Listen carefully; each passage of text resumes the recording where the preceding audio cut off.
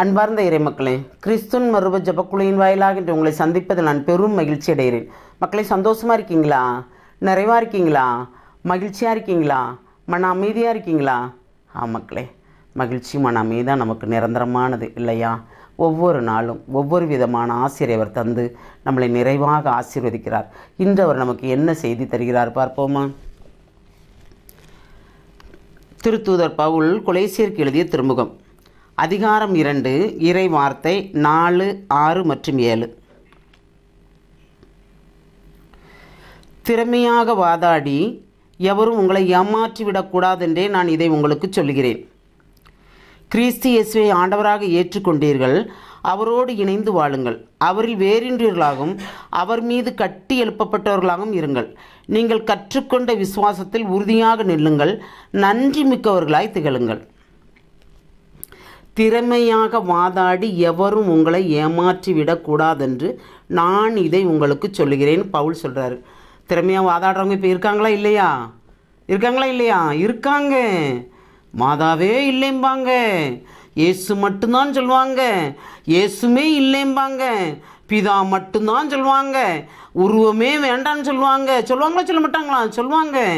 அதான் திறமையாக வாதாடி எவரும் உங்களை ஏமாற்றி விடக்கூடாது என்று நான் இதை உங்களுக்கு சொல்லுகிறேன். தாய் இல்லாமல் நாம் இல்லை இல்லையா? எல்லாருமே ஒரு தாயிலிருந்து தானே வந்தோம்.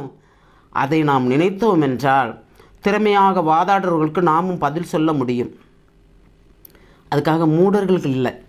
நம்ம என்ன சொன்னாலும் அவங்களுக்கு ஏறவே செய்யாது. அதனால் அவங்கள்ட்ட பேசி பலனே இல்லை.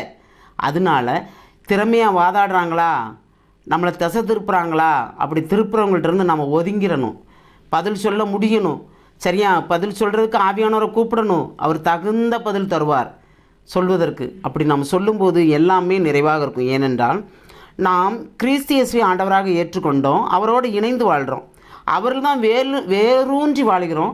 அவர் மூலமாக தான் நான் கட்டி எழுப்பப்பட்டிருக்கிறோம். இந்த அஸ்திவாரமே இறைவன் தான் நமக்கு தந்திருக்கிறார் இல்லையா? அவரோடு இணைந்து இருக்கணும்ன்ட்டு. அப்போ அந்த நம்பிக்கையும் விசுவாசம் தான் நமக்கு பெரிய அஸ்திவாரம். இந்த நம்பிக்கையும் விசுவாசத்தையும் குலைப்பதற்கு தான் திறமையாக வாதாட வருவார்கள் நம்மிடம். அப்போ நாம் அந்த திறமைக்கு எப்படி சவால் விடணும்? அவங்க பேசும்போது அவங்க என்ன பேசுகிறாங்கன்னு கேட்கணும். கேட்டுக்கிறணும். கேட்டுட்டு அதுக்கேற்றாப்புல ஆவியானவர்கிட்ட பதில் கேட்கும்போது அவர் கரெக்டாக பொருத்தமாக தருவார். அவங்க வாயை கெட்டுற மாதிரி தருவார். அப்படி கெட்டும்போது நம்மகிட்ட இனிமேல் அவங்க பேசவே மாட்டாங்க, நம்மகிட்ட டச்சே வைக்க மாட்டாங்க. உண்மையாக பொய்யா? அதுதான் உண்மை. அப்படி நாம் விவேகத்தோடு நடப்போம் என்றால் இறைவனோடு இணைந்திருப்போம். ஏனென்றால் நாம் இறைவனுக்குள் இருக்கிறோம், இறைவனோடு இணைந்திருக்கிறோம், அவரோடு வேறொன்று இருக்கிறோம், அவரால் நாம் கட்டி எழுப்பப்பட்டிருக்கிறோம். அப்படி கட்டி எழுப்பப்படும் போது நமக்கு எந்த ஒரு குறையும் இல்லை.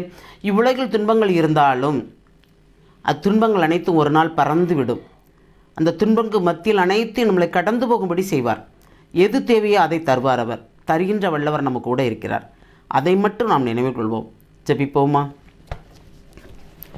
எல்லாம் வல்ல இறைவா, நாங்கள் எப்பொழுதும் உண்மை சார்ந்தே இருக்கும்படி தேவரே எங்களை ஆசீர்வதித்த அந்த கிருபைக்கு நன்றி ஆண்டவரே. எதை கொண்டு வந்தோம் ஆண்டவரே? எதை கொண்டு செல்லப் போகிறோம்? ஒன்றுமே இல்லை. உம்மிடமிருந்து நாங்கள் நிறைவான பெற்றுக்கொண்டதை மட்டும் நாங்கள் கொண்டு வரும்படி நீர் எங்களை ஆசீர்வதிக்க வேண்டும். இவ்வுலக வாழ்க்கை வெறுமை என்று நாங்கள் உணர்ந்து சுயநலமற்ற வாழ்க்கை வாழும்படி நீர் எங்களை ஆசீர்வதிக்க வேண்டும். ஆண்டவரே, அந்த ஆசீர்வாதத்தை நீர் தரப்போகிற கிருபைக்கு நன்றி கூறி எங்களை முழுமையாக உம்முடைய இரக்கத்துக்குள் ஒப்புக் கொடுக்கிறோம். ஜெபம் கேட்கும் நல்ல பிதாவே. ஆமேன், ஆமேன், ஆமேன்.